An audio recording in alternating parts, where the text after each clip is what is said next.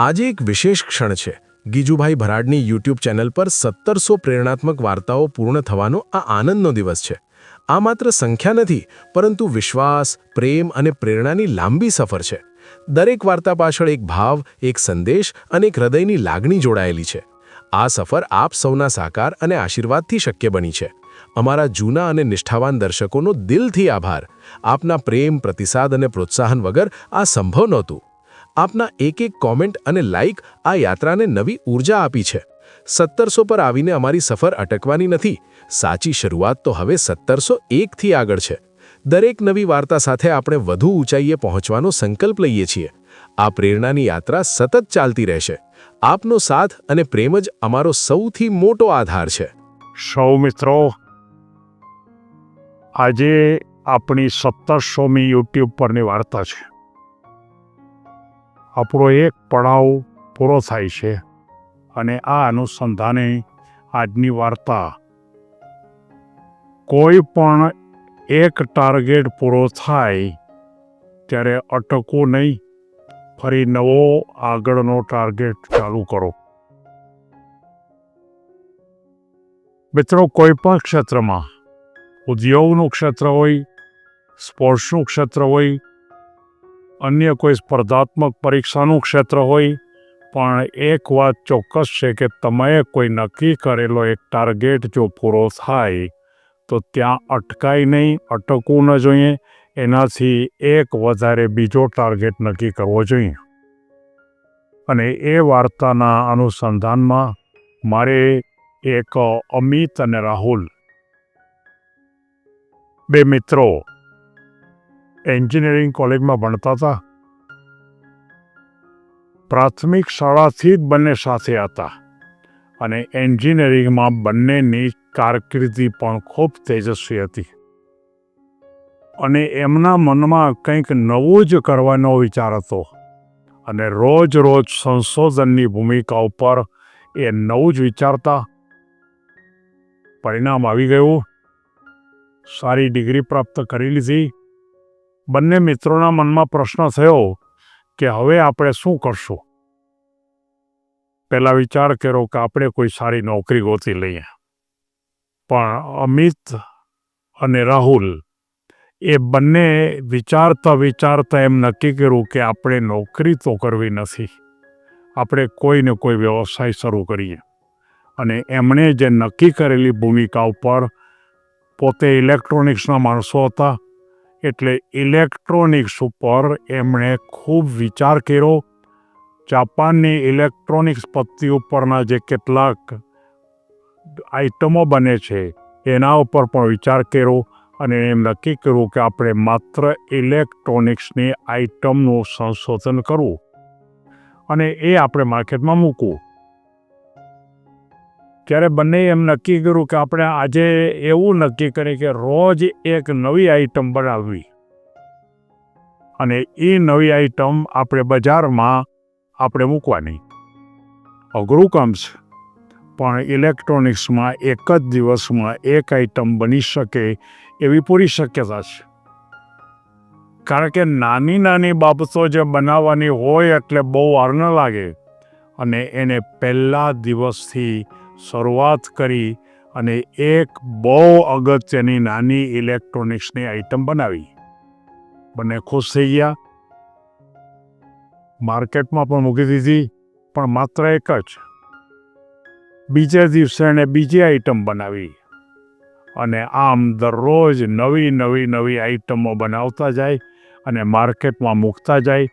માર્કેટનું મૂલ્ય પણ વધતું જાય અને આ બંને યુવાનો જે બનાવતા એ એકદમ ઇલેક્ટ્રોનિક્સની ખૂબ જ આધુનિક આઇટમો બનાવતા, જેમાંની આપણે કેટલીક આઇટમો જોઈ પણ નથી એવી આઇટમો. અને આપણે જાપાનની અંદર આવી હજારો આઇટમો માર્કેટમાં હોય છે અને એ લોકોએ પોતાનો આ જે વિસ્તાર છે અને એ વિસ્તાર ઉપર ચાલતા એક દિવસ 1700મી આઇટમ પર પહોંચે છે. અને એ જ્યારે 1700મી આઈટમમાં પહોંચવાના હોય છે ત્યારે 2-4 દિવસ પહેલાં એના મનમાં એક વાત આવે છે બેયને કે હવે આપણે કરવું શું. 3-4 દિવસ પછી આપણી 1700મી આઈટમ તો આવી જવાની છે અને હવે આપણે આ બધી આઈટમને ખૂબ સારી બનાવીએ અને આના ઉપર જ આપણે આખો વ્યવસાય ડેવલપ કરીએ. હવે કોઈ નવી આઈટમ ના બનાવીએ. પણ બંનેના મનમાં પ્રશ્ન એક જ હતો, અમિત અને રાહુલ. જ્યારે અમિતે એમ કીધું કે ભાઈ આપણે 1700મી આઈટમથી અટકવું નથી.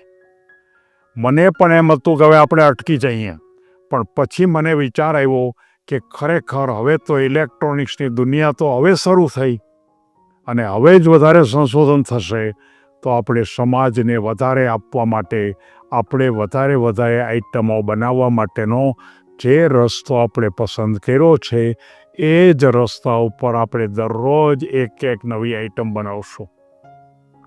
જ્યારે રાહુલ એમ કહે છે કે મને એમ થાય છે કે હવે આપણે બહુ કામ કર્યું, હવે આપણે મૂકી દઈએ તો. અને ઘણું કામ કર્યું, આપણને પૈસા પણ ખૂબ મળ્યા છે, આપણે વ્યવસાયમાં પણ ખૂબ આગળ ગયા છીએ અને હવે આપણે મૂકી દેવું જોઈએ. પણ પાછો રાહુલ એમ કહે છે કે મને પણ તારી જેમ વિચાર તો આવતો હતો કે આપણી પાસે જ્ઞાન છે, આપણી પાસે રજૂ કરી શકાય એવો સમય છે અને ખરેખર આપણે આ પ્રકારની બાબતો ઉપર આપણે નિષ્ણાંત બની ગયા છે, તો આપણે સમાજને વધારે આપવા માટે આપણે અટકવું ન જોઈએ. એટલે કે તને જેમ શંકા હતી એમ મને પણ શંકા હતી, પણ આજે આપણે બંને એક જ વિચાર ઉપર આવ્યા છીએ અને એ વિચાર એ છે કે આ 1700મી આઈટમના અનુસંધાનમાં આપણે અટકવું નથી અને ત્યાર પછી આપણે 1701થી શરૂ કરી અને 1800ના નવા જે આપણો ટાર્ગેટ છે એ ટાર્ગેટ તરફ આપણે આપણી મંજિલ છે એ મંજિલને આપણે આગળ લઈ જવાનો પ્રયત્ન કરીએ. મિત્રો, બંને મિત્રોએ નક્કી કર્યું 1700મી જે દિવસે આઈટમ હતી તે દિવસે એણે ખાસ સમારંભ કર્યો અને એ સમારંભમાં એણે જાહેરાત કરી કે અમે હવે અટકવાના નથી. અમે હવે આ 1700 આઈટમ બનાવી એનો મહત્તમ ઉપયોગ કેવી રીતે કરી શકે સમાજ, યુવાનોને તૈયાર કરવા માટે કેટલાક નવા યુવાનોને જોડશું અને ત્યાર પછી હવે અમારી 1701ની ઇલેક્ટ્રોનિક્સની એકદમ અદ્યતન મોટી સારી આઈટમો અમે તૈયાર કરશું અને આ સમાજને આપવાનો પ્રયત્ન કરશું. મિત્રો, આ વાર્તાની ભૂમિકા આપણને કંઈક એવું બતાવે છે કે કોઈ પણ સમાજની અંદર કોઈ પણ કામ કરતી વ્યક્તિએ પોતાનો જે કંઈ ટાર્ગેટ નક્કી કર્યો હોય એ ટાર્ગેટથી અટકવું ન જોઈએ. પોતાની શક્તિનો મહત્તમ ઉપયોગ કરી અને સાચા અર્થમાં નવો એક ટાર્ગેટ, જેને આપણે એમ પણ કહી શકાય કે એક ટેકરી તમે ચડી ગયા તો એનાથી ઊંચી ટેકરી ઉપર જવા માટેનો ફરી રસ્તો બનાવો. આ વાર્તાનો એક મુખ્ય ઉદ્દેશ છે, પણ મારે તો એ કહેવાનું છે કે આ વાત માત્ર કાલ્પનિક ભૂમિકાની સંદર્ભ નથી. હું પોતે જે વાર્તાઓ યુટ્યુબ પર મૂકું છું એ વાર્તાનો આજે 1700મો એપિસોડ છે અને એને ધ્યાનમાં રાખી અને આ કાલ્પનિક ભૂમિકા ઉપર પણ છતાંય વાસ્તવિક રીતે કામ કરતા બે યુવાનો એના અનુસંધાનમાં એના આંકડામાં મેં ફેરફાર કર્યો છે, પણ મારો આંકડો 1700મો આજની વાર્તાનો છે અને આજની વાર્તા પછી મને પણ એવું જ વિચાર આવતો હતો કે હવે પછી મારે આગળ વધવું ન જોઈએ.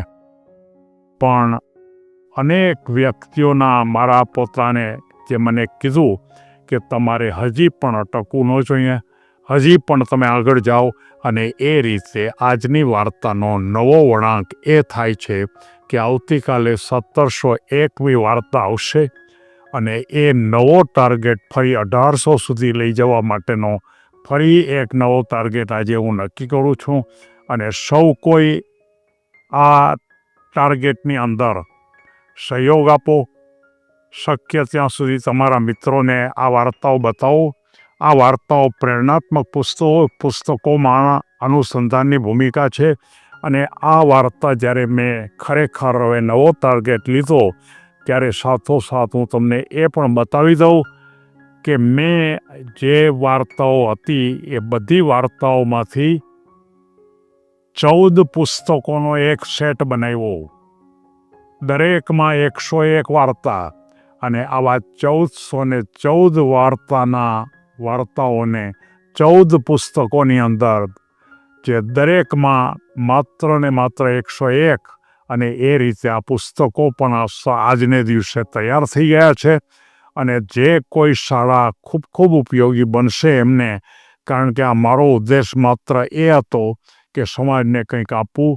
અને આ વાર્તાઓના પુસ્તકો શાળામાં, સંસ્થામાં, ઘરમાં, દીકરીના કરિયાવરમાં જો આપવામાં આવે તો એક સમૃદ્ધ ભૂમિકા બનશે એવી આશા સાથે આજના દિવસે તમે સૌએ મને જે સહયોગ આપેલો છે એવો જ સહયોગ સતત મળતો રહેશે એવી લાગણી સાથે મારી આજની વાર્તા પૂરી કરું છું. સૌને ધન્યવાદ.